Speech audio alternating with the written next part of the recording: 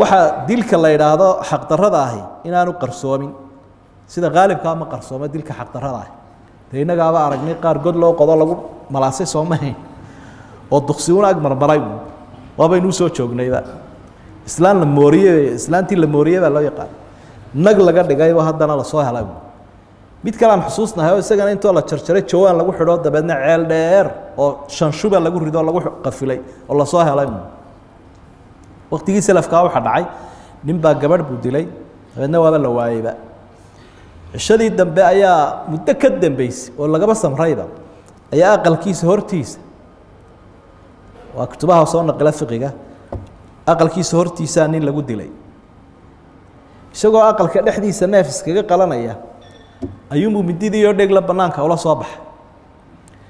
deebilayskii uu baa qabtay ninkii midida dhiig la watay wax kale lama arag bacid kale ma joogtan ka midida sita mooyaan waa calaamad weyn hadii maxkamadii lagu geeyo warwareegayna adigu si uu bay noqoto waa lagu xukumay ninkii markaa wuxuu wariyay waxaan idin sheegayaa nin wax dilay waana laakiin runta aan idin sheegay kan maan dilin habartii hore aan dilay habartii aweydeen ilaahay baa soo qabtay taasan hadaa midii dilaysan habartii hore la waayay dilay